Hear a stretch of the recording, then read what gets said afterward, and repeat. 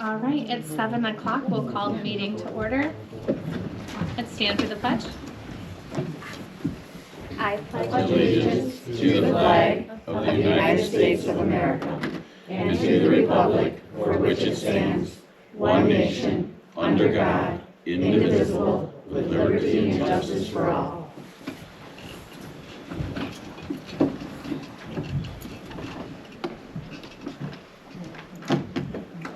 All right, our first item is public comment so that we would have a chance to amend our agenda if needed. So go ahead, if you have public comment, you can come up now. I know that two of the board members that are sitting up here knows that at the April 21st meeting, you violated the Open Meetings Act because you, Amanda, appointed Ben as the clerk to take the minutes.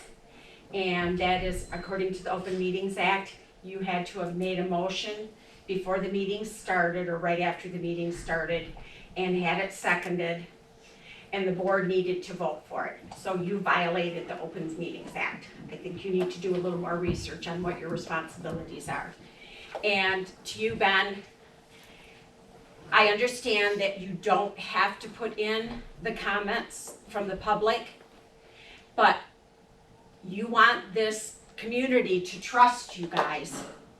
And when you start taking things out of the minutes from people, that shows us that you're hiding things and you're not doing the job. You can look at me as funny as what you want, but when I read that, I was one of the first ones Please to address the speak. whole board, not one at a time. He's the issue. You didn't do Sorry, it. but you have to address the whole board. That's how we have to run the meeting. They can hear me. They You have to honestly address the can hear whole me. board. All I'm saying is, well, then as the supervisor, you need to make sure that the people that are serving on the board with you know what their responsibilities are. And you have decided that you want to be the one and only on the board, and the rest of these people don't count. You convinced them somehow to not have board comments anymore, which is the stupidest thing I've ever heard, because a resident can't even come to you and ask you a question and have you bring it to the board, because you can't now. So she has silenced you guys, convinced you that's a good thing. And that just shows us as residents how weak you board members are, that you don't deserve to sit on this board. Thank you. Thank you for your comment. Is there more public comment? I'd just like to say ditto. Any other public comment? All right.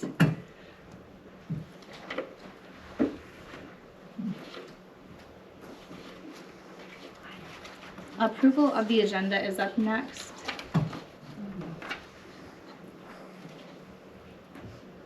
I agree the minutes aren't accurate. I would like to see us change number 9. The resident shared the sewer rates for Muskegon Township was $95 per quarter. I noticed that, and a resident also contacted us. It says which is slightly higher than our rates. I listened to the meeting again. The speaker did not say that. And to me, it wouldn't be a big deal, except it's not accurate. I do have a paper here for Benj to strike the part that says which is slightly higher than our rates. I wasn't sure if that would come under approval of the agenda or approval of the consent agenda, so I was saving it, but. The consent agenda. Okay, so we'll get to that at number 4. But as far as the agenda as it's written. Agenda. Yes, I Is there would like to, anything- talk about that too. The format of, according to the MTA, the format of the agenda and minutes are determined by the board, not just the supervisor. So our supervisor removed the second public comment, and I believe according to the MTA, that's a board decision. So I'd like to make a motion that we put public comments, a second public comment back on the agenda toward the end, where it was before. Is that one motion altogether? I make a motion to add the second public comment back on the agenda where it was before. Did you have a motion for changing the minutes also? Yes, but We're she's gonna talking wait about the till agenda. number Oh, 4. So Okay. the second one is what you're asking for. A second public First one. comment, yes, Okay. because Amanda said we'll So wait I and will do that second yet. that. I have a discussion point. So the agenda that I started with for December's first meeting, I actually got from Trudy, provided it to me so kindly because I didn't know, how to make an agenda. It was a skeleton of an agenda from John. There was only one public comment for umpteen years. I went online and found that Muskegon Township had a longer one.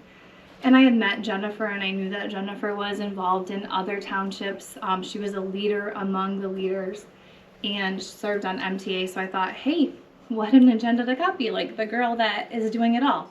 And when I spoke with MTA, then they said, well, we don't really like that. And I think they had told a few different people, your comment period from the public should come at the beginning.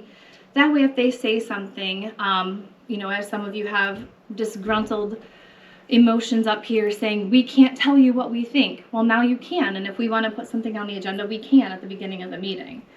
There is nowhere that says we should have 2.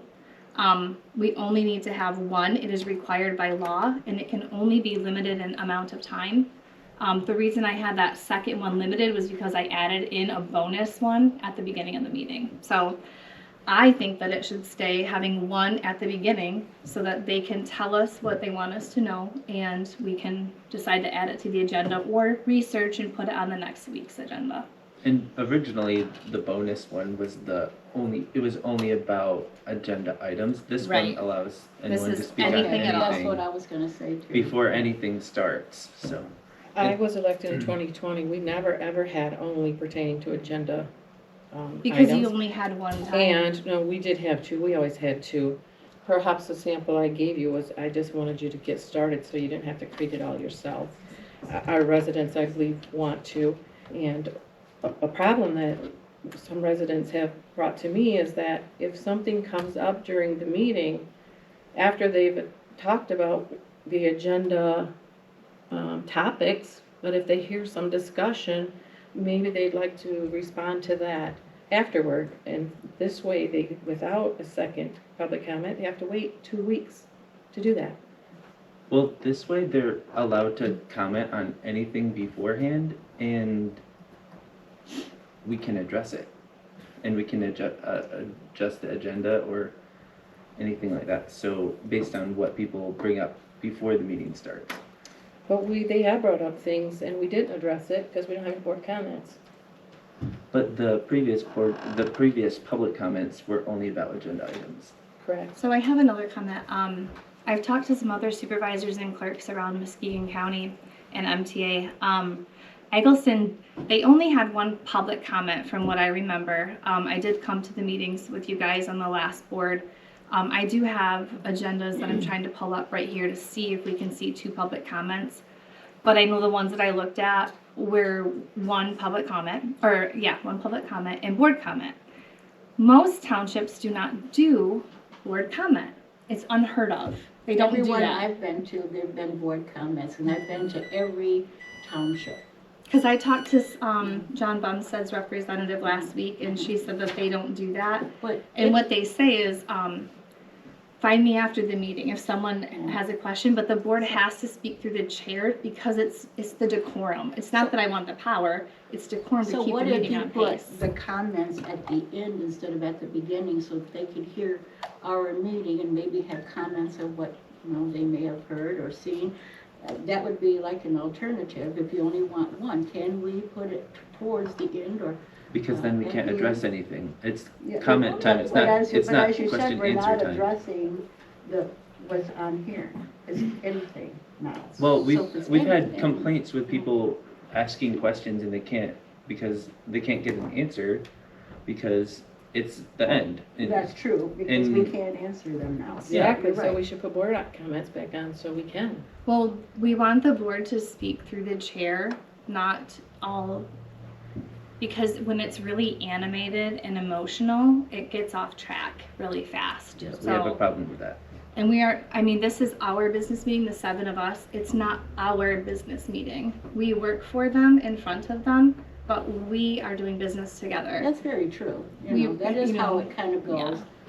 Most of them do, do require just one comment. They're just out of courtesy, you know, others, I just kind of think. I do think that they should have can a say. email all of us because we're advertised on, like, anyone in the township could email the board. We have people that do it and we're responding to it tonight. Also, stay after, we're all here. Yeah, a couple stay after minutes and at grab least. us. I mean, there's plenty of ways that they can be heard. Calling, I take calls all the time. I've gotten plenty of people that ask a question, and if I don't know the answer, I find it out and I call them back. I mean, it's not impossible to get an answer, and it doesn't have to be at a meeting. A lot of people get their answers just through contacting me. But maybe other residents would like to hear it firsthand. And also, if we stay after, as has been done in the past, you have to be careful that there aren't enough of us to violate the Open Meetings Act. We can all be here, we just can't be talking together. Like, Yeah. someone couldn't come talk to 4 of us. Right. I believe there's 4 in the room, it violates Open Meeting Act because you can hear what's said and possibly could be voted on in the future. I don't understand why we don't want 2. What is the reason for not having 2 public comments? Do you know when you had to? Because it takes extra time. Yeah, Yeah, same with. our comments. meetings only went till 8 o'clock in the past, but there's more issues now that, like this, that come I'm ready to to the vote. forefront. Okay, well, let's vote. Roll The call. motion again, please. Trudy moves to add a second public comment back to the agenda, supported by trustee Foster. Roll call, we'll start with Cory. No. Rhonda. No. No. No, Yes? Yes. No. motion fails. All right, for approval of the consent agenda, there are 2 spots for option, or letter D, in the point number 1 in the notes.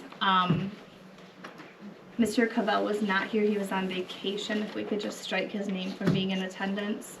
And then number 9, Which minutes are we talking about? I'm sorry. oh, I'm so sorry, April 21st, 7 p.m. Okay. It would be the 4th one in line. That says agenda, correct? We're talking about minutes though, right? The regular meeting minutes. Under consent agenda, regular meeting minutes. But this is titled regular meeting agenda. So it's the minutes we're talking about, right? Oh, yep, Minutes. that's an error too. Okay, I'll give this to you, Ben, too, so you have, number 9, after the comma past quarter, where it says which is slightly higher than our rates. I would make a motion that we change the word agenda to minutes, X out Cavell, and strike out which is slightly higher than our rates. And we do that in red pen, is that correct, Joan? Correct, and then he'll have to initial it. And then you would just initial that and provide it back to us, Benj. Are we Okay. still having discussion? Number 3 says no public comments for me, but I believe 2 or 3 people gave public comments At the last meeting. beginning, there were no public comments. That was the second public comment you might be talking about. I did. I talked. At the first, Yes. I watched the Watched video. recording.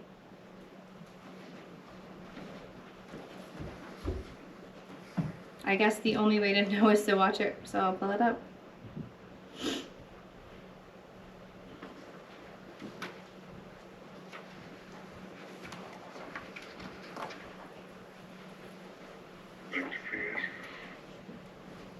On there for them to speak to us.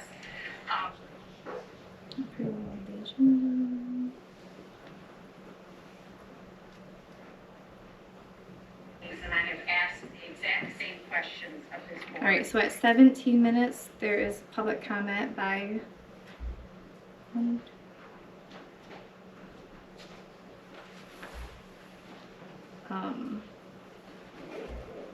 Renee Foster, that's Don Dark, Just, and Janet Brott. That was at the One beginning? person has Yeah, responded it looks like to my that. questions. Is it possible that was done out of order from the Residents agenda? to see. Because we passed over on accident. And then we went back to it? Yeah. Okay, that's why then. Different. And how long did the public comments last? Public comment starts about 17 minutes and ends at 19:59.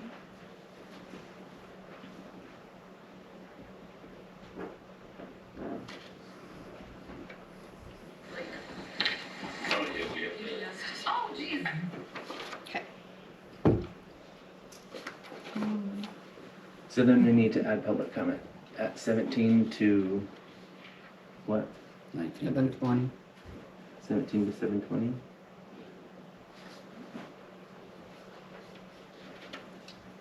Oh, I'm sorry, that's, no.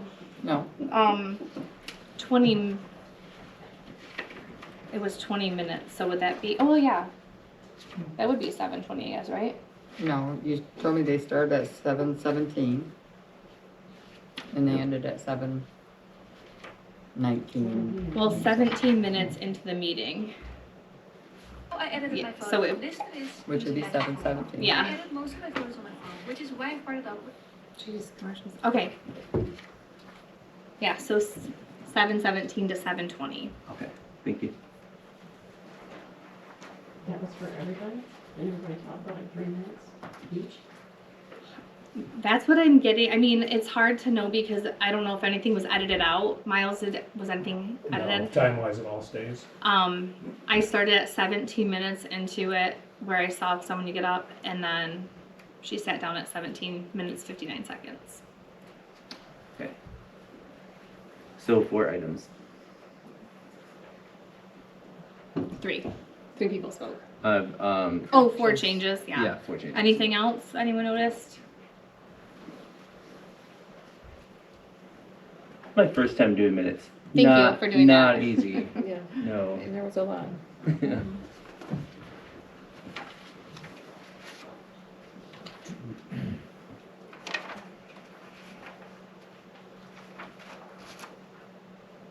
All right, so my motion is to make these changes as discussed to the minutes.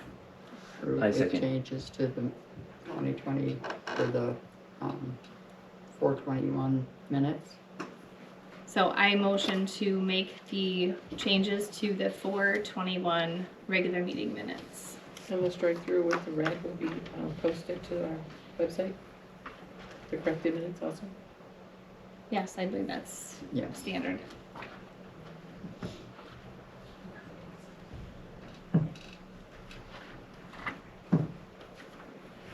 You gonna second that again? I'll second it once again. Okay. Do we need to roll call? Oh, we probably better. Okay. Rhonda? Yes, Yes. Yes. Yes. yes. Yes. Yes. All right. Next up is old business election worker pay. We talked about this a little bit last week, but Joan wasn't here, so we wanted to table it until she could be in attendance. For many, many years, I had some sweet little ladies that Hold were. on a second. Can we just need to approve the agenda? Just make a motion, just approve it. Because all you did was just vote for Oh, I correction. thought that was Oh, an that's- amended And is that just the motion. agenda or the consent agenda? The consent agenda. Oh, Okay. Thank you for so yeah, we need a motion to approve the consent agenda as amended. As amended. Okay. I motion to approve the consent agenda as amended. Second, All in favor? Aye. Any opposed? All right, motion carries. Now, election worker pay.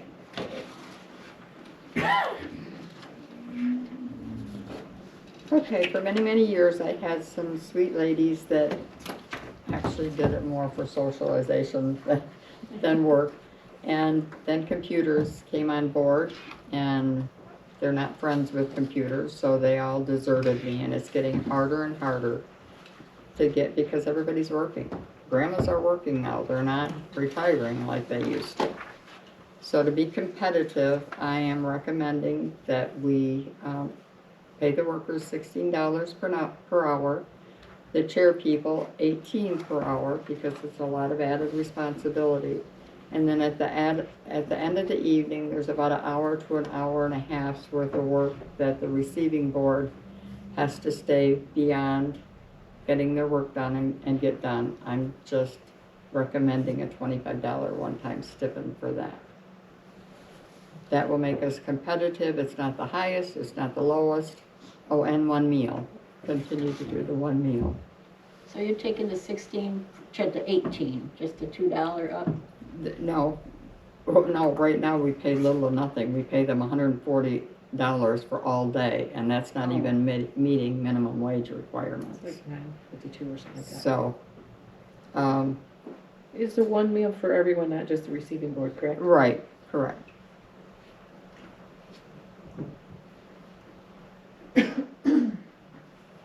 And I will make a motion to approve. I second.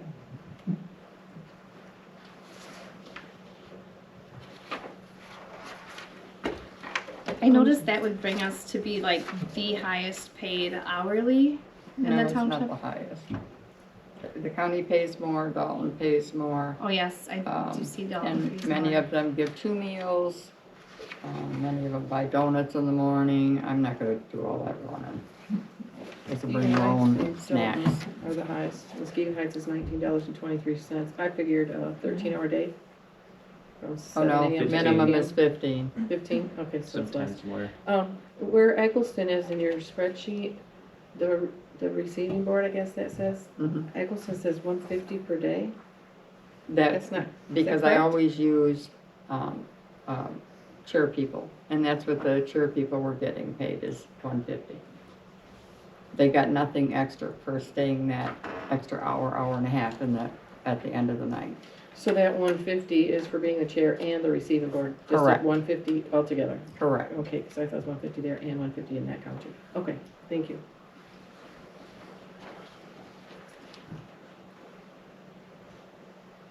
Ready? I just have one more comment. I Okay. think it is difficult to find people and it's grueling, it's a long day. Some of our other people that come and work for us, they've been here a long time. A lot of them been here 15, 18, 20 years and been loyal to us, and I agree 100% with this. And this is not a huge amount of money because it could be no elections in a year. It could be as many as 4, but no more than 4. Okay, we'll start with you, Trudy. Yes.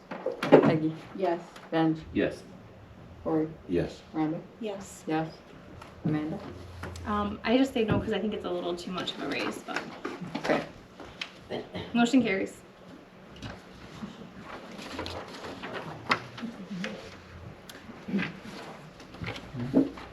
All right, next item is park caretaker recommendation. There is a cover letter, resume, and a follow-up email from Sherry Martin. When we had sat down and talked about the position and what it might look like and, you know, what the ideal candidate might be,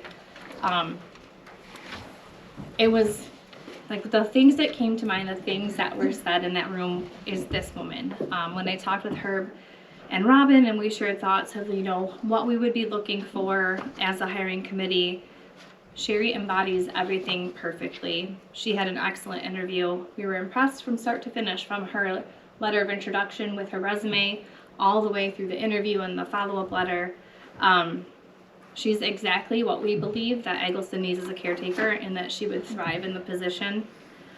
She would make Beals Park beautiful, keep up the bathrooms and the home. She does take pride in what she does, and Herb and Robin and myself are all in total agreement that she is the one that we want, that she would do a wonderful job, and we would love to send her for a background check, drug test, and a physical this week, and then we could have her sign a contract. She's willing to start working right away. She had reached out to me earlier too. She knows of me, and she talked with me a few minutes, and I concur with everything you said. My only concern is what contract are we offering her? I was provided one through we a had folder in my mailbox that wasn't signed, and then another one Chris printed off May 1st from the scan drive. There's one part in here that is contradictory to what I thought. It says that they have to take care of the plowing of the driveway, and I'm pretty sure the That must be an DPW old one. was plowing. So I think that we would have to look at this before we have her sign it.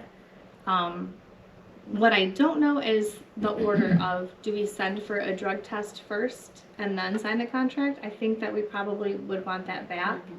So that would buy us a few days to make sure that this contract is accurate.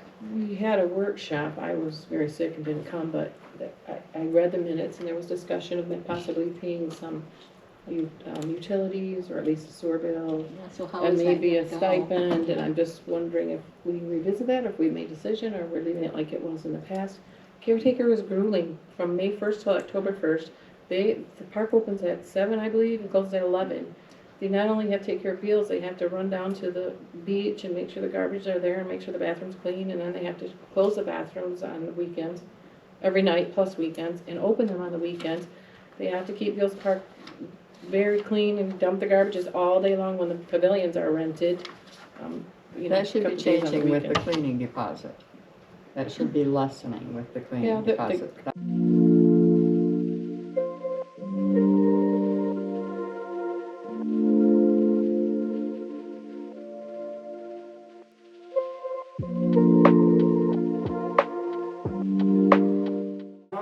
Granted, in the fall and winter, there's less to do there, but they're like married to it. They can't leave. If they do, they have to hire someone else on their own to cover it.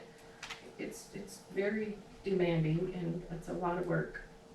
Plus, they're giving up a lot of their summer. So Amanda, what does it say on that contract? Yeah, this is a lot of pages, but it says that they would pay all the utilities. I think it'd be pretty simple to pull a copy of this. It can be edited and change that. We could, instead of having her put all of the utilities in her name, we could leave them in our name. Sewer in particular. I because thought that we had comes to us. discussed paying all the utilities because the stipend was gonna get into muddy water. Yeah. Yeah, Because we have to make sure that we meet the minimum wage requirements, and it'd be hard to do because she might work a couple hours in the morning, she might work an hour in the middle of the day, and maybe 4 hours at the end of the, it would be very difficult. And we don't know how many hours are required either. Right. yeah. Varies. We did, to answer your question, we did leave it, undecided because we wanted to see the home. Most of us had never seen it before, to see like, what are we offering in exchange for this? So we did all go and see it, 3 at a time. And one of the ideas I had was, because we've had trouble in the past, if we did a reimbursement of something at the end of the term, Oh, yeah. but we could also just put leave the utilities in the name of the township and not do a reimbursement. I mean, she seems trustworthy and seems like she wants to stay. I just know that we've been really burned in the past, and it'd be nice to have something where we could be like, wow, you stayed through summer. We want to thank you. And maybe that's something we could add later. Not Instead of like, not quite a thank you, but I don't know. Yeah. well, something, because what happens is they stay until May, live there, you know, from October till May, and then they're like, see ya, and so. Are we allowed to do like bonuses like that or no? Like, is that an employee? Is it they step into an employee thing with the union, or is it just? Are they a contractor? We'd have to consult Can the that be attorney on that, because it's, when a stipend or a bonus, whatever you call it, it's still giving them a chunk of money, and we have to find out where that falls in the labor laws, so I don't, We just. I think that the utilities are not that huge there. I think that at the very least, we need to consider paying all the utilities. We're gonna pay them if they don't pay them anyway, Sure. so. And we pay to evict people through the attorney. We're paying the heat and electric right now. We've had to pay up to $500 in back sewer payments that they weren't paid. So that's what needs to be understood of this new person. What is the responsibilities of payment of utilities? As the contract is written, without limitation, heat, telephone, electric, cable, and sewer. Is what I they don't pay. think that we should eliminate that because, we don't provide a phone. One of the questions is, do they have their own phone? So, You just use your cell phone. yep, they keep their own cell phone and they pay their cell phone bill, but we could keep electric and sewer bills. If they want cable, they should It's up be to there. It'd be up to them. Is there a Um, garbage the- service? Like they just put their No. garbage in with the the park stuff, dumpster. right? The caretaker house has had a new roof, not real recently, but we did do windows and insulation, and so it's not like, you know, the heat would be, it's a one-bedroom house, there's some bedrooms upstairs that are not accessible. So it's not gonna be absorbent to pay those utilities, I don't think. I almost would like to see them pay a deposit, because sometimes people that have left it just a pigsty. That's Herb's words, not mine. And the carpets had to be cleaned or replaced and the walls, and it was just really filthy. I'm not saying she would do that, she sounds like, you know, I agree that she's a phenomenal candidate. I don't know we'll get anyone, maybe she can afford it, but asking for a deposit and plus there's no, appliances. So it's already a big expense to buy appliances. That's why I was thinking of a reimbursement. I'm happy to reach out to, Clifford Hammond is the employment law specialist, and ask if we could do a reimbursement of all utilities. You know, and if we did it, if she made it through the summer and we gave it to her, you know, October 1st when her season is done, maybe that would entice her to stay. But then the next October 1st, she would get another one. Like, so her first one would be a small one just for, I don't know, June 15th until October 1st. And then do it again annually as long as the house is in good condition. We do have in here, the right to check the premises within with 24 hours notice. That's good. So do you have a committee or anybody going over this, or should it have already been done before you hired or to hire a caretaker? Because it could take a We long didn't- time well, for this. Oh no, it won't take that long. I mean, we could meet one more time, whoever's interested, to go over this and be detailed with it.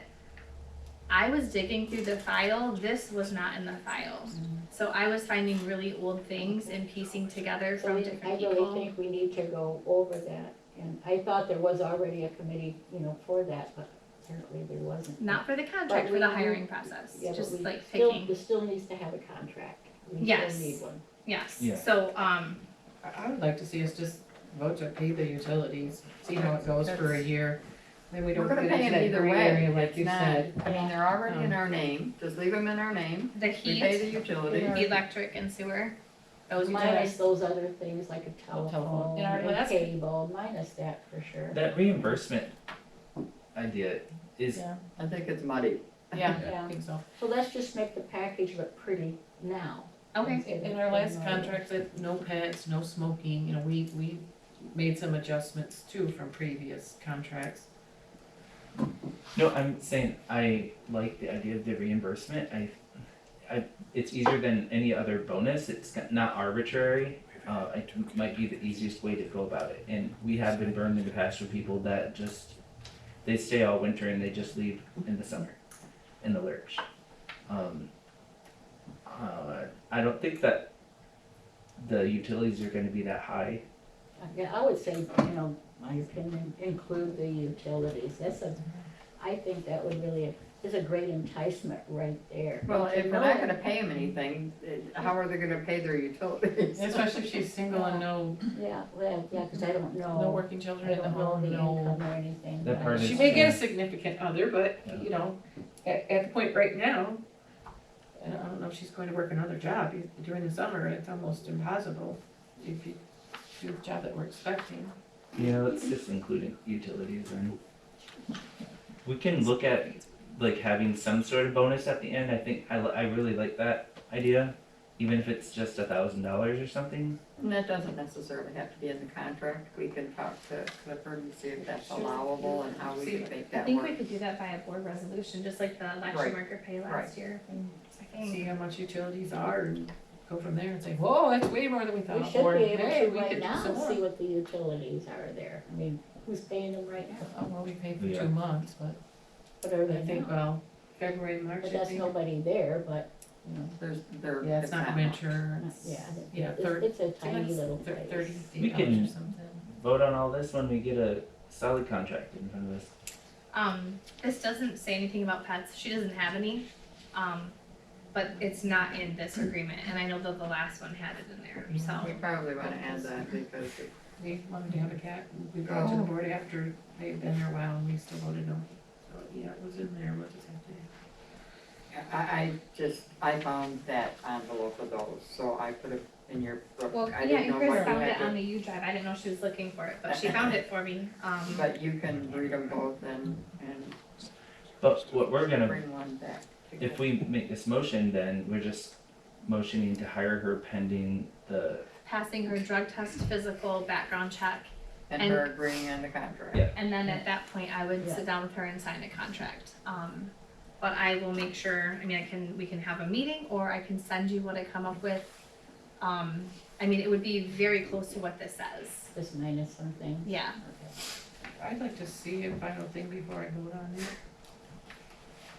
will we be voting on the contract? So we would have, Later. meeting. It's not gonna affect 2 who we weeks from now? choose, the contract is separate. Well, I guess what we should do is, Their start date would depend on the contract, Mhm. so if we wait till our next meeting, it's 2 weeks from now. We can do a special meeting. we'll have to do a special meeting, because like we already need, so much help, and we have holidays and rentals and stuff. It'd be terrible to wait until 2 more weeks for the next meeting. The pavilions are going to start running, we might even have some in May. So I would like to make a motion to hire the recommended candidate pending the drug test and the contract approval. Do you want to say her name, Sherry Martin? Sherry Martin. Thank you. I second that. All right, let's do a roll call vote.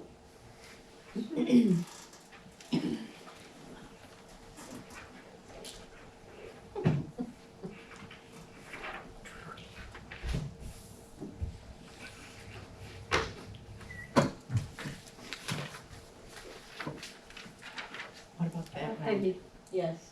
Benj, Yes. Cory, Yes. Rhonda, Yes. yes. Yes. Yes. Don't want that in your motion, the background? Check, you didn't put it in there. I did. Oh, you did? Okay. Wasn't included in the motion.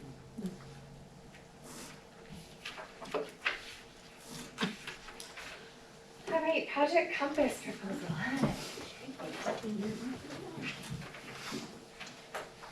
I assume you prefer me to use a microphone. All right, good evening, ladies and gentlemen of the board. My name is Chris Green Hutchings, and I work for a statewide nonprofit called Merit Network. And I am here today to talk about Project Compass. So back on March 17th, I believe, two of my colleagues from Merit Network came here to talk to you about Project Compass. And I'm returning today hoping to get a decision from the board about whether or not you would like this project to proceed here in the township, specifically targeting the community of Wolf Lake. So I had expected that some materials were going to end up in the board packet, and they're not there, and that may have been on our side. I don't know, but maybe I will start with outlining a little bit the project, and then I want to leave plenty of time for you to ask questions you may have about that. So we have received funding from the Department of Agriculture to work with several communities around the state to help them develop a strategy around the digital economy for the locality. Specifically targeting residents. How can we help them achieve whatever it is they would like to achieve online? which is different, I've discovered. So we've done this at this point in 9 communities around the state. They've all been different. But helping create a strategy, creating materials that will be available, and also creating, helping you pursue grant funding if you think that there's some kind of ongoing work that you would like to seek funding for, help you identify those grants, helping you, we help to create the materials that you would need to apply for those grants. So it's kind of like a Project Compass. I like to think about as, you know, everybody comes to the woods to go on a trail, but not everybody starts at the same trailhead. And not everybody's trying to go to the scenic outlook. Some people just want to get to parking lot B where someone's picking them up, right? So we walk alongside communities through this process to help them get where they want to be in the digital future. So our goal would be to work with the township to create a task force. We ask that one member of the board participate in the task force, and we will help you identify and recruit others to be on the task force.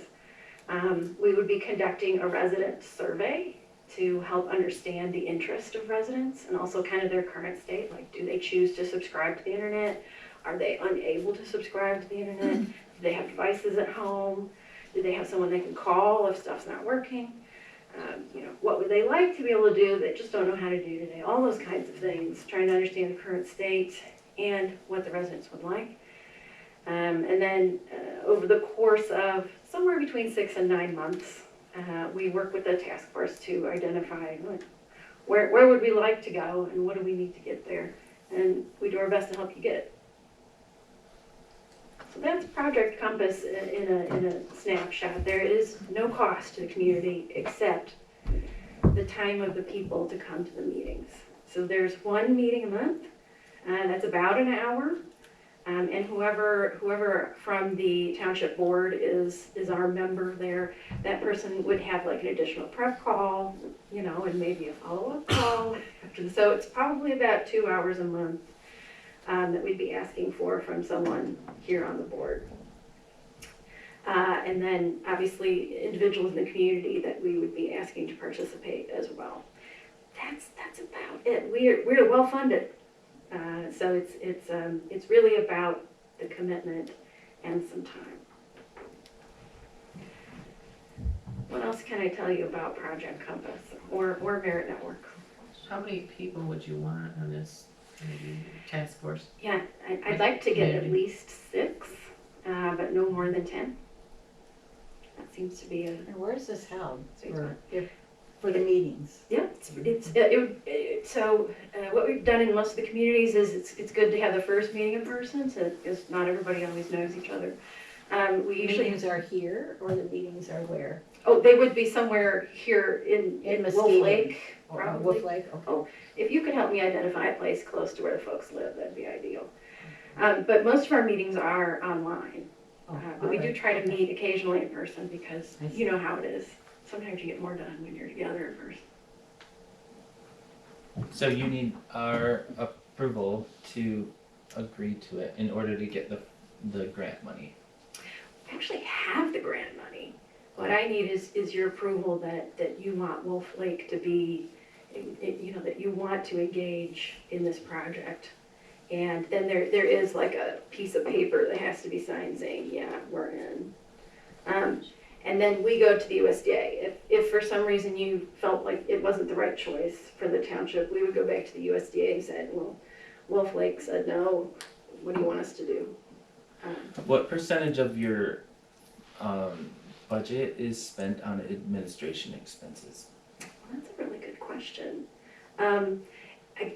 Do you consider salary part of administrative? Yeah. I'd say it's about 15%. About 15%. What other townships are already involved? Sure. That are close by? We've got 3 communities in Van Buren County we're wrapping up with. We've got 2 in Roscommon County.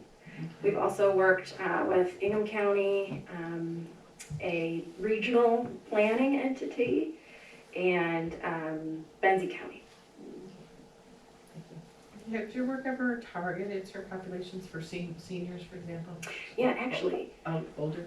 so it's really up to the task force to decide, but I will tell you that there's funding available if you want to provide services to certain covered populations, and seniors is one of those. What are So- the other covered populations? Yeah, sure, veterans, people with disabilities, people who, for whom English is not their first language, and minorities. No poverty? Interestingly, no. What is it you're trying to extract from our residents that, Sure.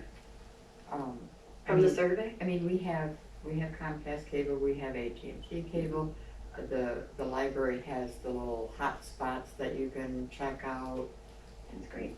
What are you, Well, we're trying to find out, what would they need to be able to fully engage with the online economy? So are there folks here who are interested in getting a job, but now I don't know if you know, it's almost impossible to get a job without going online today. Not everybody has the skills or even a device to do that. But is that a need? We want to know, so we want to ask the residents like, hey, is this something you want? Another one, gosh, there's been so many. So in one community, there was a bunch of people who said, I want to know how to see my trail cams from my phone. And we set up a way that they could do that. So it's. but you're not offering devices for them if We're not. economics is a problem. You're just doing a focus group to see what See the what need they is. want. Do you have like a hotline or like a helpline or something? People could just call you if they need you? So we don't have one, but some of the communities we've worked with have said that that's one of their goals is to get funding to create a hotline. So that's a possible outcome. So as far as what we provide, we help create that strategy. We help you figure out which grants could fund the work. We help you put together the materials you need to apply for the grants. And we do create educational material. So in our first round, they've been asking us for short videos, like YouTube videos, to learn like how to troubleshoot when your internet doesn't work, and those things like that. So it's responsive. If we become a partner community, do you get more funding because of that? No, if you do, it's going to be what was already planned, and if you don't, we're going to ask them if they want us to do it somewhere else. It doesn't change what Merit gets out of it. So it's kind of a way to teach people how to utilize the internet for whatever they need. So Yes. like job application or how to get some help filling out some forms that they need to upload or whatever they may need. So why is Merit doing that? Well, Merit is doing that because it's a way for us to develop a service that we would like to offer for fee. But we've gotten this federal funding so we can further develop this service and make sure it works great before we try to take it out to market. So that's what we get out of the situation is hopefully we get, and at this point this would be the 10th community we did it in. It's not like it's brand new out of the gate. We've learned a lot along the way. It's not super clear what you do, and it's hard to. It just feels like a big money suck, where like almost like a government bureaucracy, and I'm not really sure there's a clear plan. I mean, that's It's fair. not very foreign to me, what you do. Sure. I guess I would say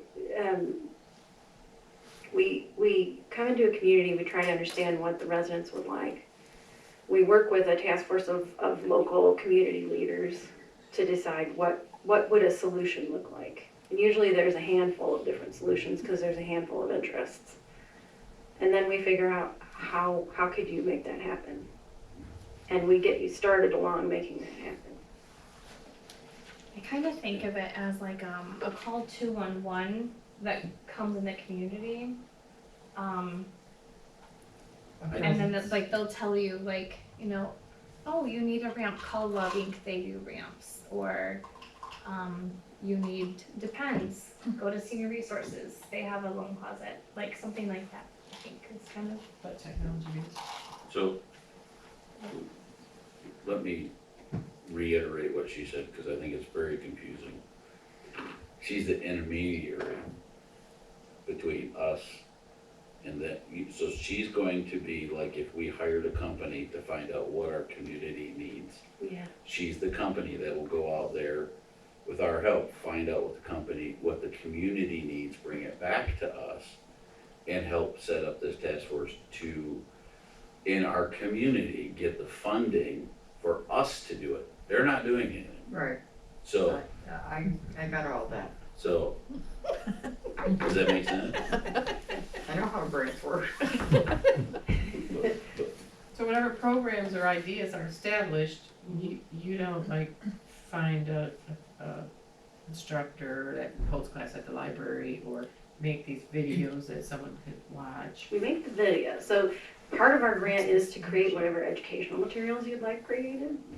But like you're saying, like if you decided you wanted a hotline, or you wanted to hire a second person at the library who just did this, we would help you find the funding, and we would say, hey, let's have a meeting with so-and-so over in Benton Harbor, they're doing the same thing, you can find out what they're doing. So we have a network of people all over the state, so we kind of have a good sense of where else this is going on, so we'd like to be a resource, And but we you're get- right, we wouldn't be doing it. And we get to choose which programs we feel benefit us most. Yes, Okay.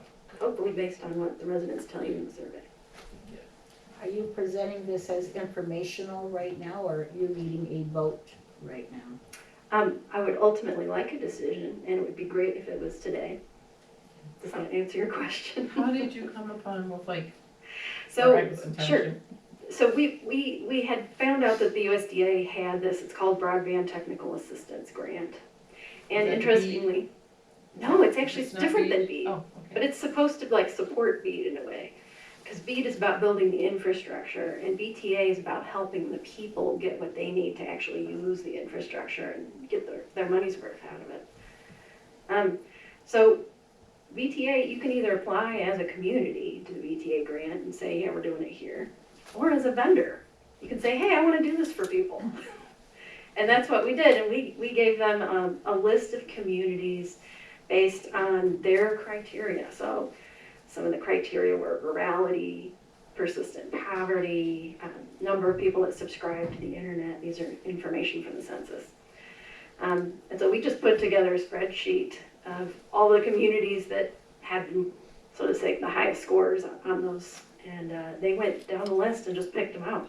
Do this one, do that one. So it was the Department of Agriculture that selected Wolf Lake as one of their priorities. We already had a grant to bring that area link out here. Oh, wonderful. The county, we didn't even know that they had applied for it out here. And it was an epic fail. Oh. So I'm not sure what benefit we or you would get from, I mean, I know what you would get from it because you got to turn in all your documents at the end of the grant cycle, but I'm confused as to what benefit our library has computers where people can come in and fill out their applications, and if you're not gonna put, tools in hand, I don't know what benefit they would be reaping. Sure. I can understand what you're saying, and I've heard this from one of the other communities that we worked with. I guess I would say that we can't assume that the barrier to participating in the online economy is a device until we've heard that from the residents. But you don't provide devices anyway. We don't, but we are aware of people who are willing to give you a grant to get some. I don't want to give away phones to people. The school has data on that, they did when I was there a couple of years, 5 years ago, but it doesn't seem to be the device is the problem, high-speed internet is the problem, and poverty, money to pay for the Affordability. internet, affordability, yeah. In some of the other communities we've surveyed, not having anyone to call for support is a bigger problem than you'd think. Because I don't know how to use it, Mhm. the internet, the device. Mhm. Especially with telemedicine. That's the number one thing with telemedicine is it's confusing and I get stuck and I don't know who to call.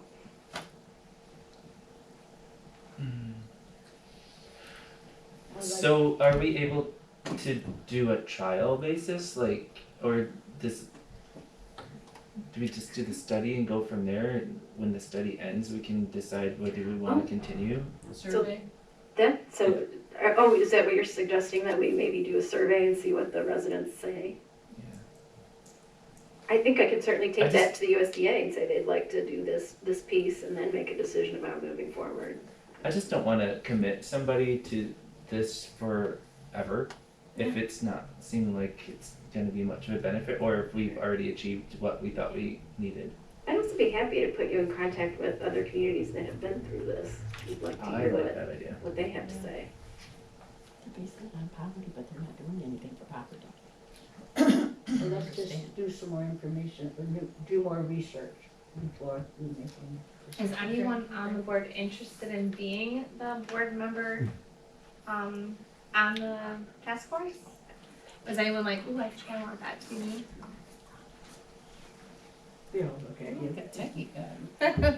No one at this point is like jumping at, like, they want that. I I'd like have to a see lot what of, survey. I have a lot of spinning plates. I mean, I would, yeah. 2 hours a This month. may start out as 2 hours a month, but if you're gonna get into writing grants to make things happen, it's gonna be a whole lot more than 2 hours a month. It Fair is. point, Joe. So. And I then you just want to can't actually take do that. something, that takes a lot of planning.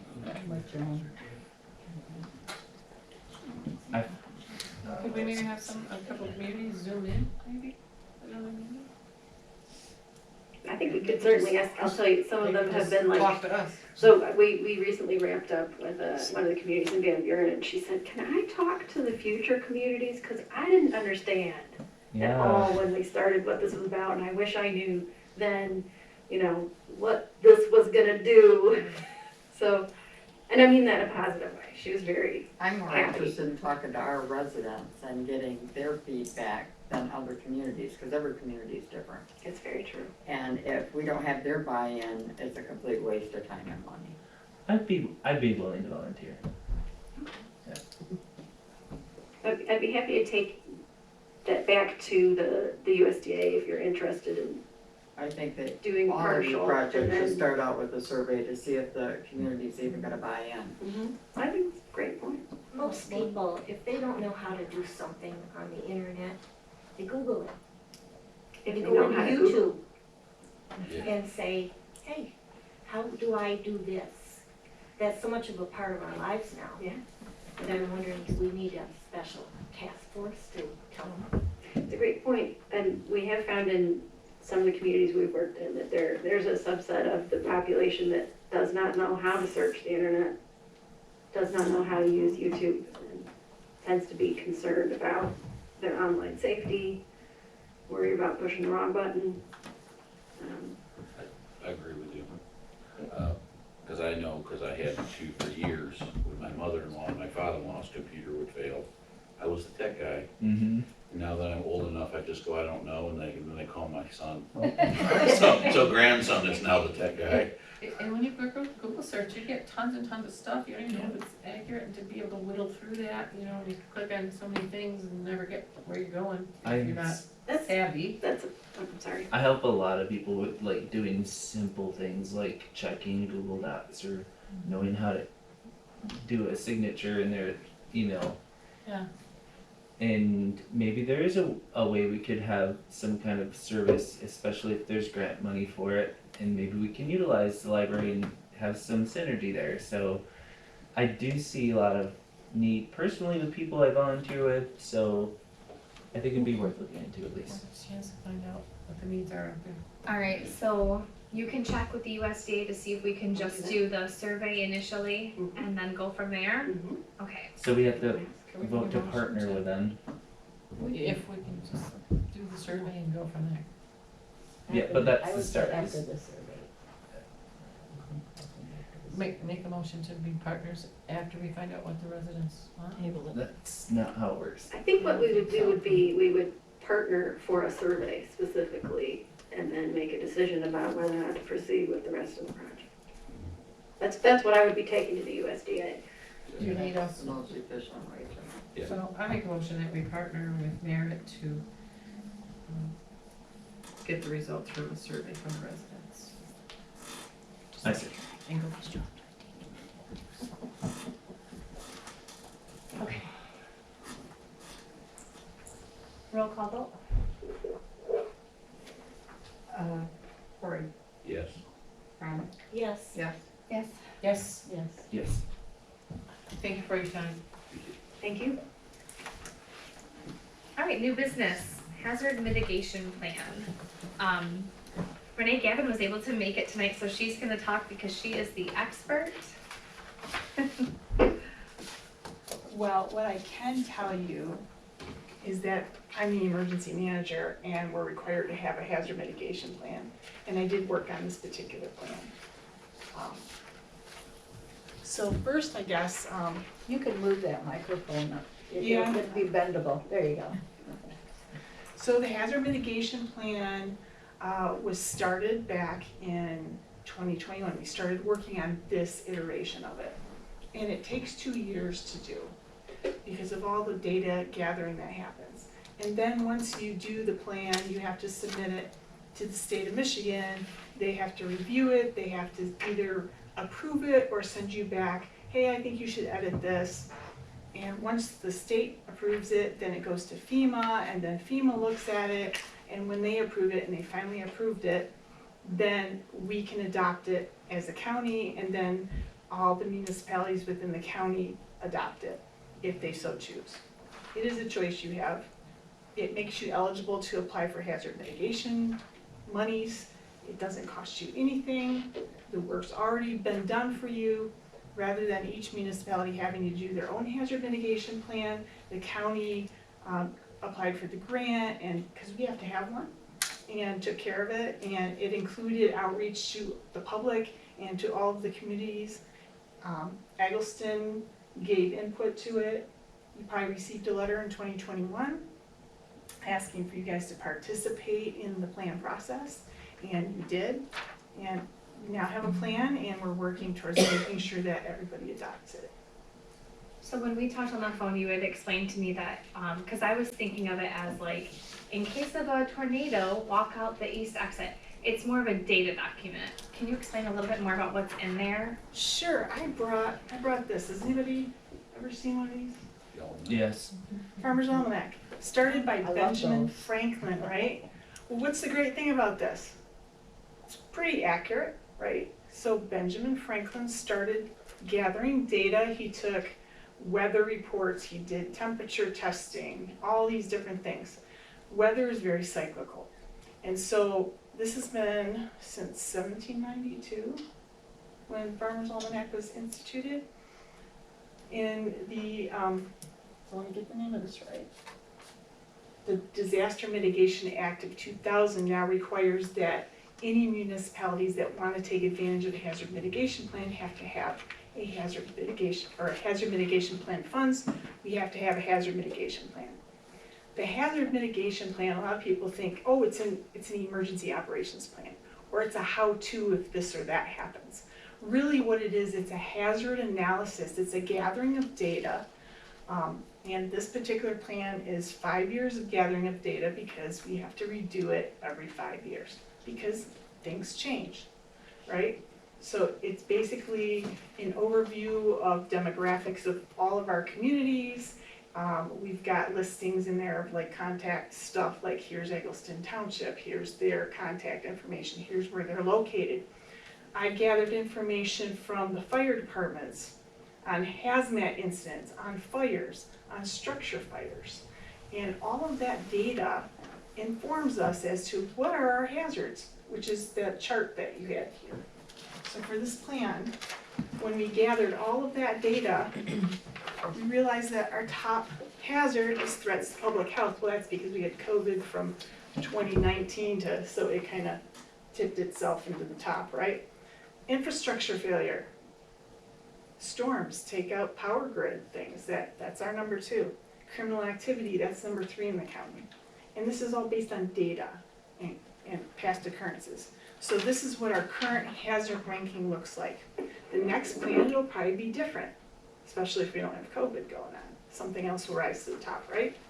So I don't know if that helps explain it, but we did all the work. There's no cost to you. If you adopt the plan it makes you eligible to apply for hazard mitigation funding, which is funding that helps you increase your capabilities and infrastructure so that maybe in the future you're not as vulnerable to some of these situations. Is the next steps to do what we were saying it's not? I know our fire department has worked with the school, and what do you do when this happens, and, you know, the logistics of how do you deal with one of these incidents? That's an emergency operations plan. That is a different plan. That is not this plan. And I did work with Dan Brentana and John Holter on your support plan, which is an emergency operations plan for your township. Ours is expired. Well, it's not expired. It was reauthorized, but it's very old and out of date, and my next project is working on the county's emergency operations plan. Different plan. That's the how-to and who do you call and what do you do when this It's got all happens. the equipment. Yep, The logistics. this is data. This is information, and in the appendixes, it does have some things that people can do or that we want to do to increase our resilience to these things, but it's not an emergency operations plan, different kind of plan.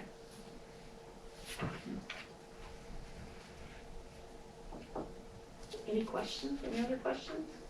So with this data, like you said, it allows us to get funding. It allows you to strengthen be- different pieces. It allows you to be eligible for funding like the Hazard Mitigation Grant Program, the Pre-Disaster Mitigation Grant, so there's a bunch of different grants. So in Trump's first term, he instituted the BRIC program, is Building Resilient Infrastructure in Communities.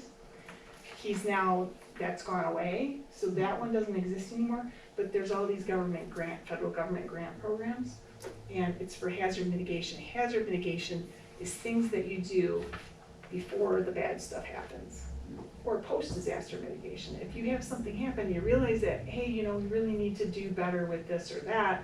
We need a better electrical system. Right now, Consumers Energy is working on their system because I don't know if you remember the June storms. That was a mess up in so many places.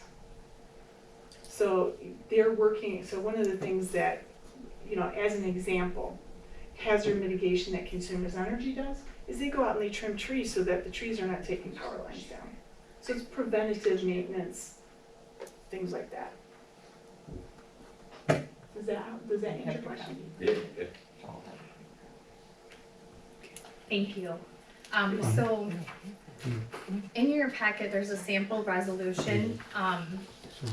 Joan also typed one up where it has that longest paragraph at the bottom, just above now therefore be it resolved. That is omitted, but everything else is the same, and I can pass this down if you want to look at the resolution and compare it to what you have in front of you. Yeah, the original packet had the county resolution. Yeah. And this one is really supposed to be tailored to your Yeah, so she resolution. just tailored the county sample, but that way you can review. That would be accurate. And you'll share with us the grant information. I can share with you the grant information. I have been sending stuff out. Sure. So I started working as the emergency manager in '23, and our hazard mitigation plan expired in 2020. So we've been behind, and nobody's been able to apply for hazard mitigation funds for this whole time. And this will make it so that we can. Thank you. Yeah, you're welcome.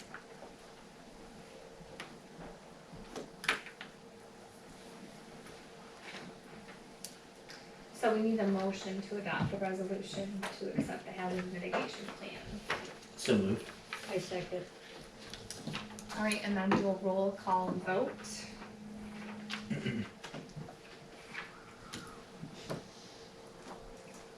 Trudy. Yes. Sadie.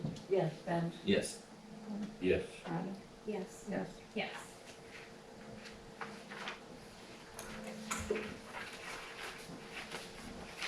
All right, next up is leaf site use agreement that was sent by Trudy, so I will give you the floor. Thank you. I wanted the board to see what our leaf disposal site use agreement looks like. It's very basic and very short. Obviously, there's no brush allowed anymore. Number 5, a key may be signed out during normal business hours at the Egelston Township office and must, in capitals, be returned by the following day. Friday sign-outs must be returned on Monday. Usually within a week or 10-day period, a full sheet on our checkout. They come and pay $30 and we give them a little blue card that we cut out of cardstock. It has their name, address, and phone number, so when they want a key, they bring it, and we write down a name, address, and phone number on our sheet, and the key number that we hand them. On a sheet, usually there's 4 or 5 every week to 10 days, that depends how many days people come, that people don't bring the key back. Not the next day, not the next day, a week later. And it happens all the time, like I said, just about every week, there's 3 or 4 or 5 that don't bring it back.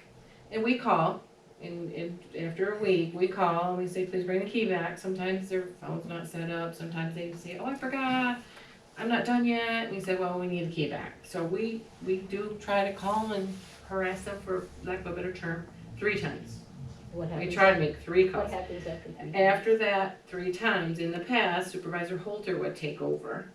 And he would either go there or send the PINS officer or try to get that key back. Because it's not just the cost of a key, it's the key that unlocks the gate that other people could use.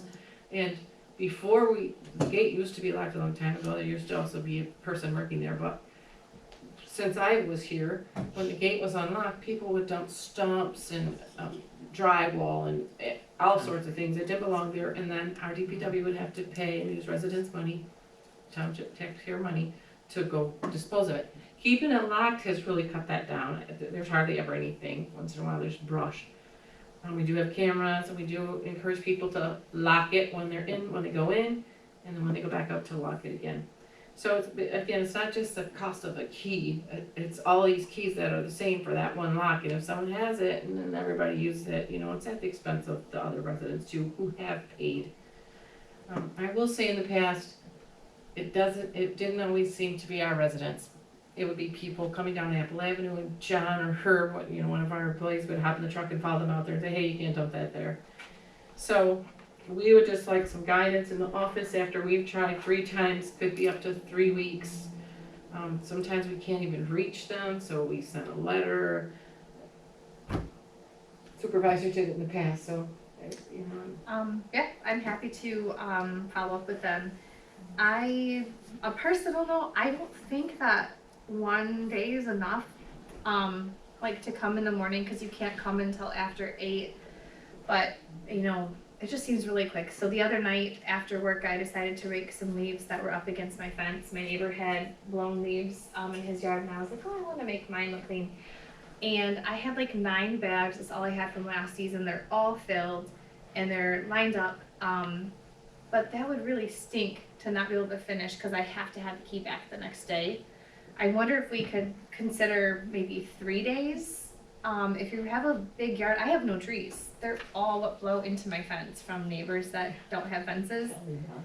So maybe if we gave them 3 days, but then followed up at the week or whatever, at the 3 days, and then the week a little bit more firm, and then we can decide when you want me to send a letter as a reminder, or. We do that, we kind of wait, like I said, up to a week. And sometimes they'll say, I don't know if I'll get done. We say, just give us a call and we'll reissue it for you. So we are lenient with that, except in the fall, we have 70, maybe 72 keys. We've only lost 1, and that person moved away and we never got it back. But in the fall, sometimes there was only 1 or 2 keys left. And when other residents are coming to get it, we're calling, hey, you need to bring that key back, can you bring the key back? So leaves are a problem. Grass clippings, they come back within an hour, usually an hour or 2, maybe the next day. They also can drop it in a drop box if we're closed. Or it's lunchtime and we're not there. Has this been the policy? Yeah, from start. This is from the start, okay, how it was, and Yeah. so it has been working?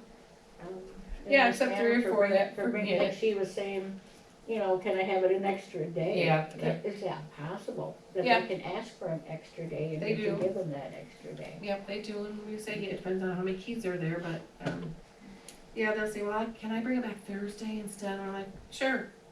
It's people that don't ask, don't care. One said, well, I'm not done yet. I'm like, you've had it 5 weeks, you need to be done, and you can bring it back and check it out again, you know, if you didn't get them all done, grab it again on the weekend or whatever. We do try to work with them, it's just the ones that, like I said, their answer machine doesn't work, or we've left 3 messages, we never hear from them, and it's been 2, 3, 4 weeks.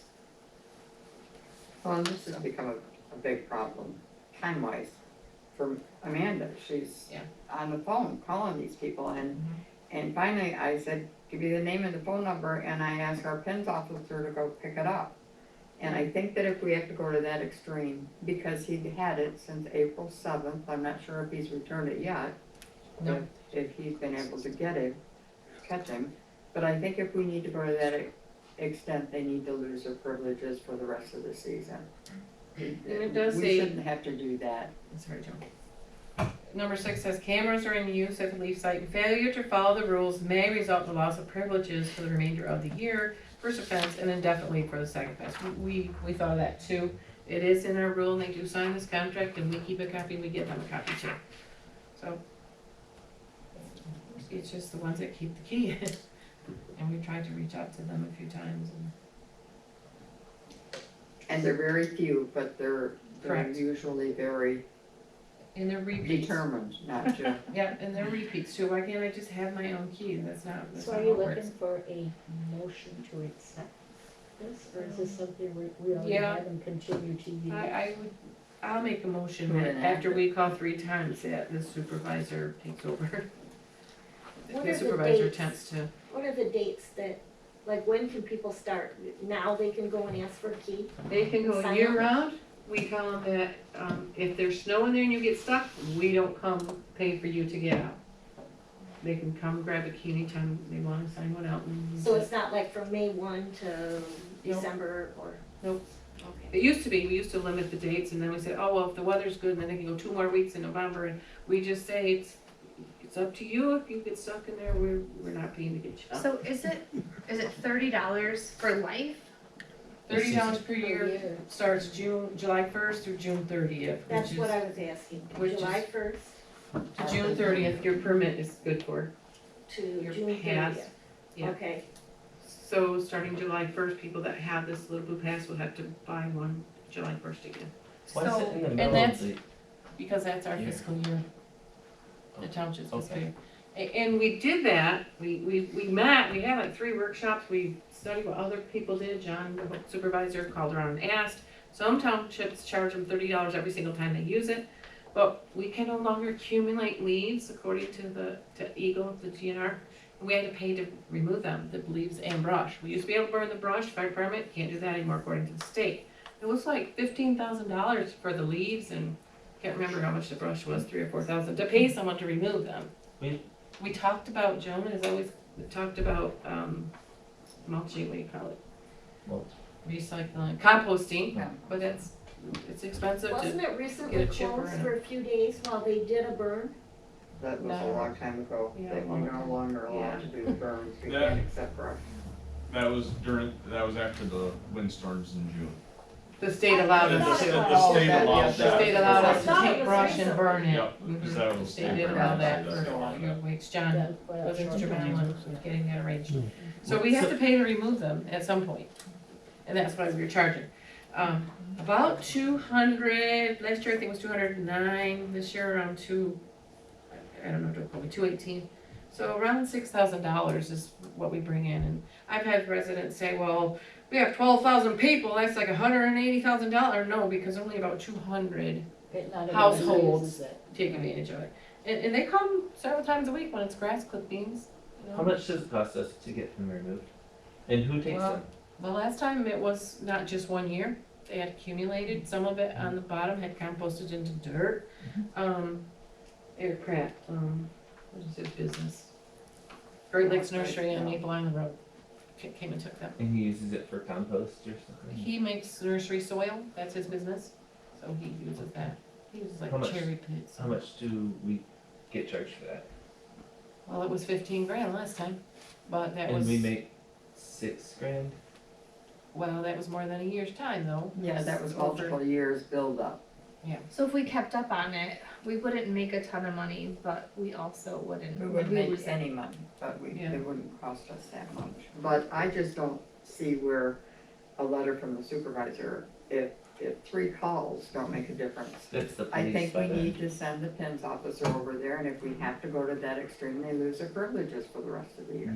But my question is, like, I would gladly call them, but I'm really not the face of the township, so do you want the supervisor to do that, or do you want one of the office girls or I me don't to see call no them? need for that, that's so Amanda's been tedious. calling all along. It's enough that we have to call them 3 times, that's, why would we have to get the supervisor to do that? Who's been doing it? Mandy in the office. Mandy and I call some sometimes too, but we haven't had to send the pins, we haven't done that just once now, I think. Joan, did you email the pins officer? I did. I, John Holter used to do it, the supervisor would. we should contact not be the pins. having to call them 3, 4, 5 times. Yeah. The people, the residents Yeah. that keep the key? Yeah. I mean, sometimes their answer machine's full, sometimes they didn't get it, you know, we don't mind calling a couple times. Cause we call them every week, you know, after a week we call them, we don't hear from them during the week. And some say they forgot it and it's in my truck. Not since April 7th. Yeah.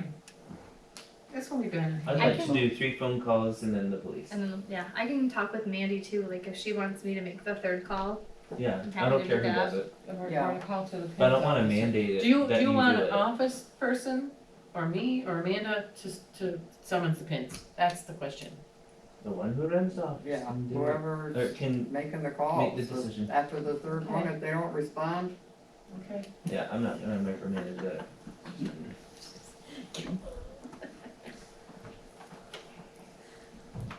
It's under a constable. okay, so are you gonna rescind that motion? That's our Or constable too. amend it, or? That's valid. I guess the board is okay if someone, a non-elected official, non-board member summonses the PINS officer? as That's long my as- concern. As long as we make the 3 contacts, it shouldn't matter who. Yeah, I don't care, just contact, we don't need to mention who. I'll rescind my motion. Okay. Next up, sewer rates, Brooks Road. So as was stated at the public comment last meeting, it is true that Muskegon Charter Township raised their rate. It was $116.875, which we charged 0.88 to our residents. Even though we only charge 95 to the rest of our residents, we have to charge what it costs us to dispose of their source. So January and February was on the old rate.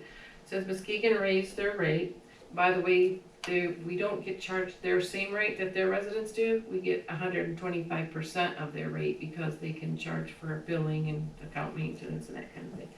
So they raised, January and February were the same. For March, it raised to $118.75. That's the 125%. Mhm. Right now, our residents, Muskegon bills us, we pay them, and then we charge our residents and it goes into our fund.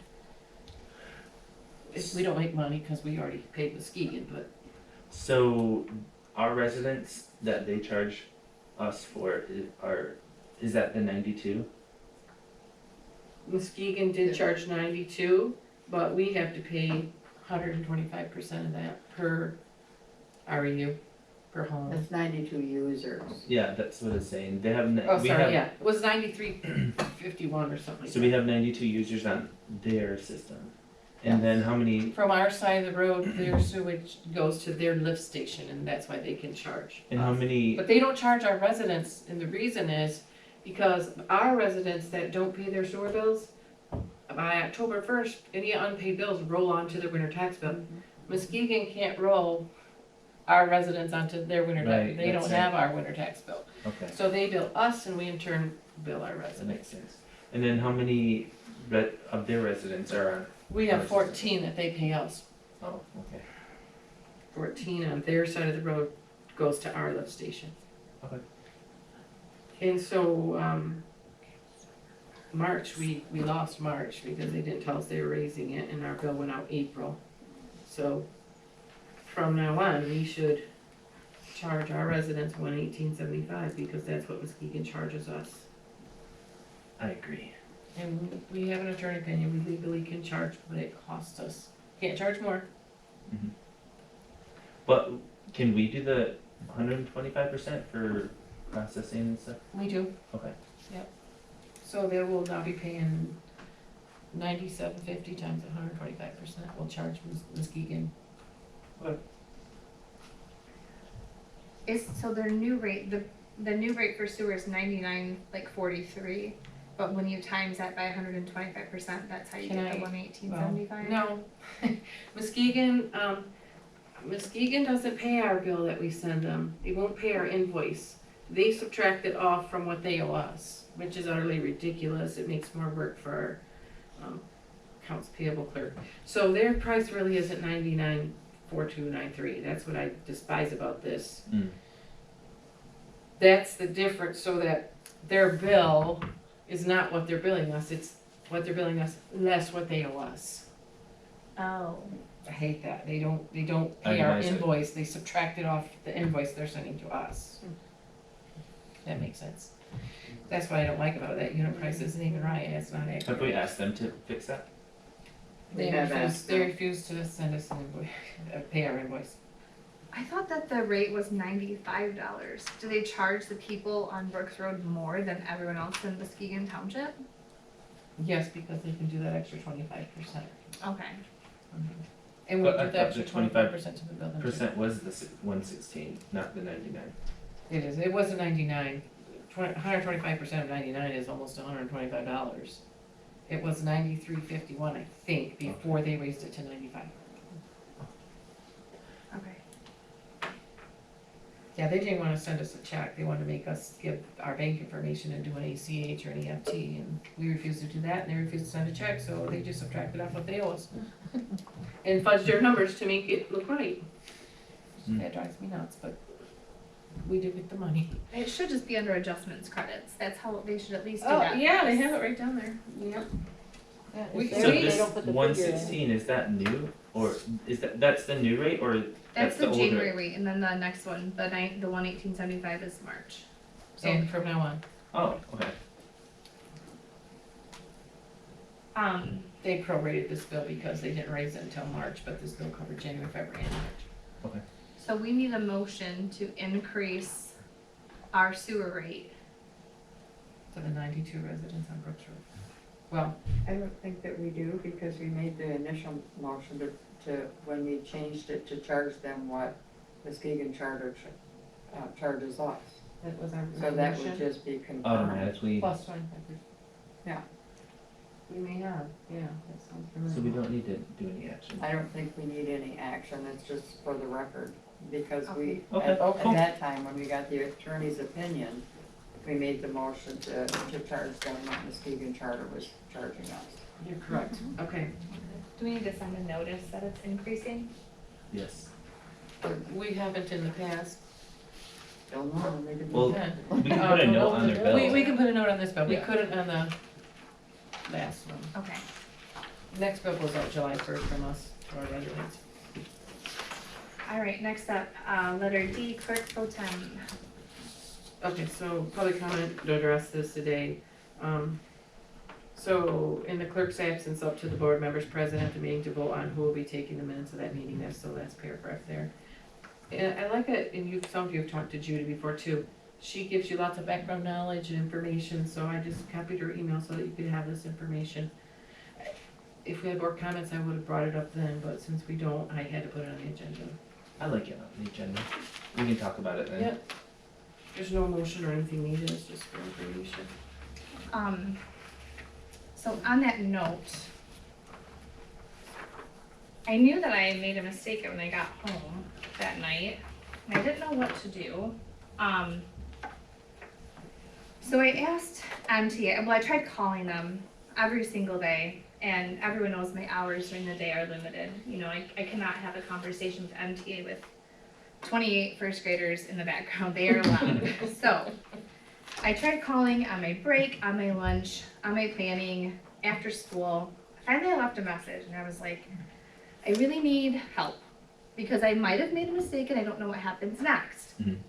So I talked with Judy and she's like, basically, no big deal. You know, your meeting did not violate the Open Meetings Act. You are fine.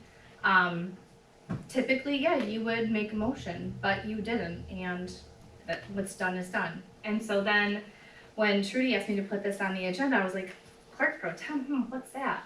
So I Googled it, and then I got a hold of her again in email, and I said, you know, I just want to make sure. You told me it wasn't a big deal, but it looks like in Trudy's email it starred that in the clerk's absence, it's up to the board members at the meeting to vote who will be taking the minutes. So is there something I can do to remedy this? Is our meeting invalidated? Is there anything I can do? I asked all those questions. Mhm. And I did get a response, but it was too late to put it in the packet. But I do have a copy for all of you. And it just states, you know, below is information we shared with other members, including Trudy, regarding the recording of minutes, who takes them at any given time, and the process to determine that. What Trudy did not share with you is the attachment, minutes excerpt from MTA 2020 Authorities and Responsibilities, the Little Red Book. And then the same paragraph that Trudy had started. And she said, Amanda, much of what you are asking are legal questions, which is outside the scope of MTA services. Since you are dealing with a specific situation, you want to direct all of your questions to the township attorney and have them guide you through any corrections that they may deem necessary. So I'll give you guys these so you have it. Okay. So unfortunately, I did have to reach out to the attorney because I didn't want to have anything unclear or accusations of violating an Open Meetings Act. And I will let you read this from Laura Genovich. That is our township attorney. Amanda, as a follow-up to our phone call, the township's board meeting is not invalid or unlawful simply because the board did not formally designate someone to take minutes in the clerk's absence. The important part is that minutes are prepared and approved by the board at the next meeting, which we did that tonight, an amended version. The Open Meetings Act includes the following requirements for minutes. Quote, each public body shall keep minutes of each meeting showing the date, time, place, members present, members absent, any decisions made at the meeting open to the public, and the purpose or purposes for which a closed session is held. The minutes shall include all roll call votes taken at the meeting.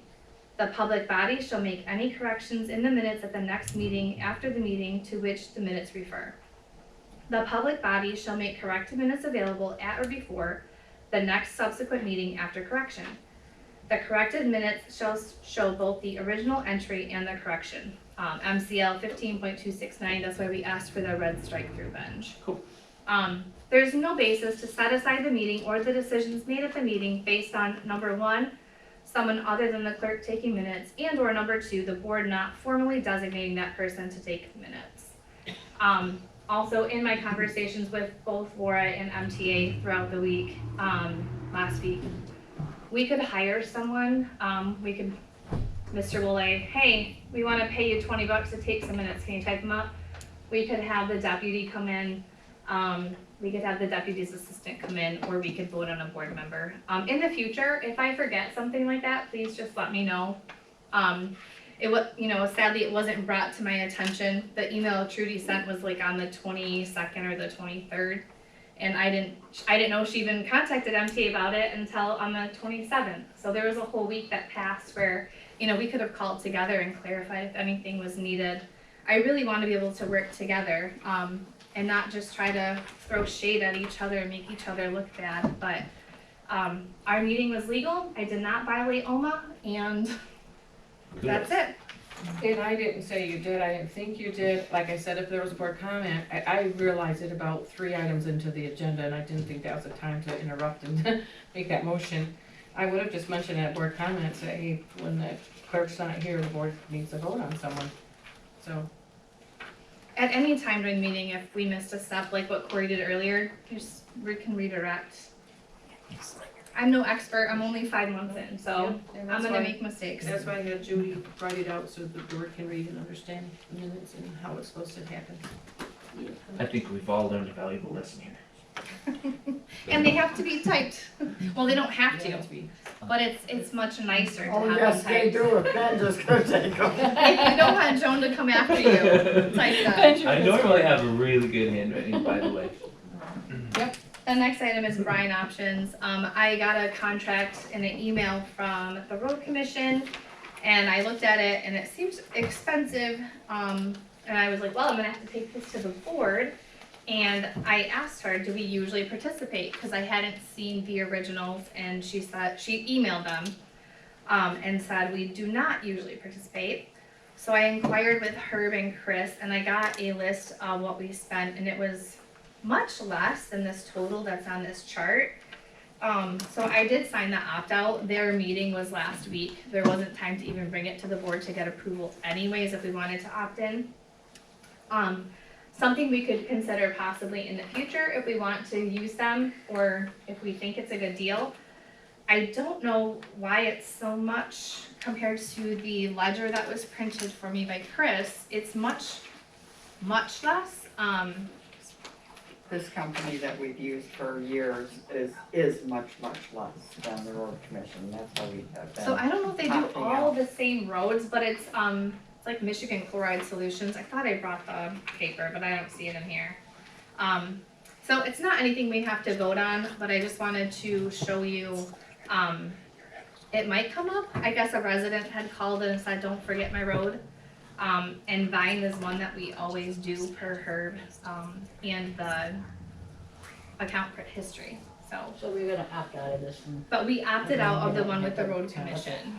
But you're working with Muskegon Chloride to. Yep, so I reached out to Michigan or Muskegon Chloride, whatever they are, and talked with Trevor, and he looked up our old, like account history with them, and he didn't seem to have much that they did for us. So I was just curious if some of these other roads have ever been done before, They have, and if we had another company, but it didn't come out of, I mean, I think she printed everything from that I GL think- or I whatever. think John called after the fact because we started getting complaints. This all started because we shared the cost with Moreland for Ensley. Okay, That was the longest stretch. But then there's a little stretch of Vine at the end of Parkway and Bolin that's really bad. okay, And then there's a little strip down there by the elementary school. It's called Hollywood or Circle or something. okay. There I don't should wanna be a leave file out any somewhere. roads that we normally do. There should be a but, file on it somewhere.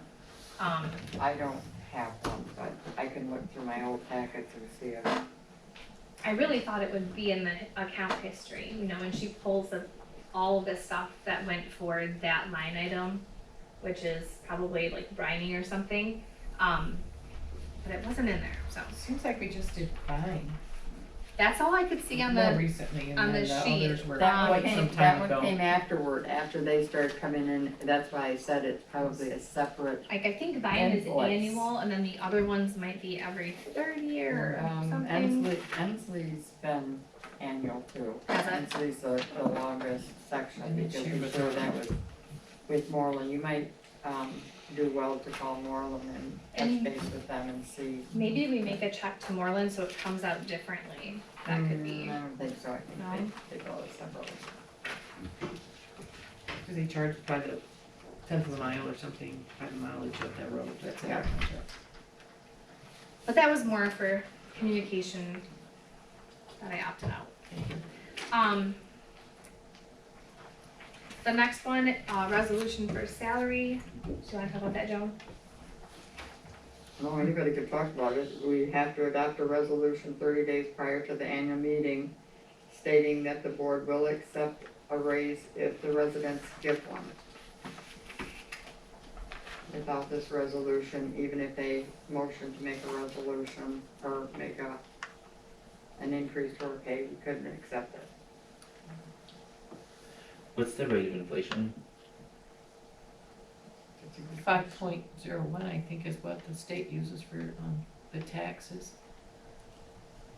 they can raise it 5% or the rate, inflation rate, whichever is greater, and, no, whichever's, you can't go over 5%.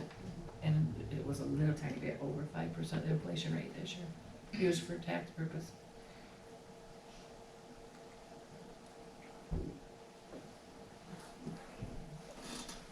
So this isn't voting to give us a raise, that's done at the annual meeting. Voting by to all accept the it. people that attend. We have to accept the resolution, we have to do the resolution. So do we have to fill in percent, so that would be the, The board will have to decide a percentage that we would accept if it was given. The electors can change that. gotcha, We could say, we're gonna accept 10%, and they could give us 1%, and it would be 1%. gotcha. I think it's been 5 or 6 both ways in the past. I don't know. I would like to do the 5%. Across the board, Yeah. Make a motion. I make a motion to do 5% to account for inflation for the board salary raises.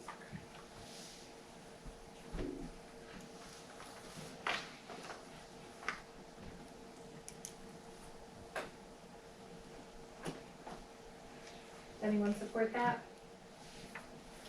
I will.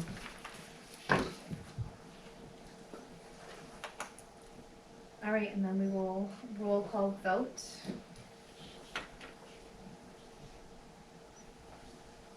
I really don't care. I mean, you have to vote. when I ran, I didn't expect any money at all. I was running as a citizen of this community. So I was surprised when I found out that there was some pay involved. I'll tell you that.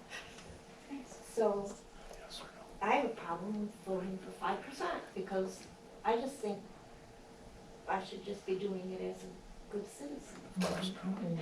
No? I guess not. Yes. Yes. Yes. Yes. Yes. Corey.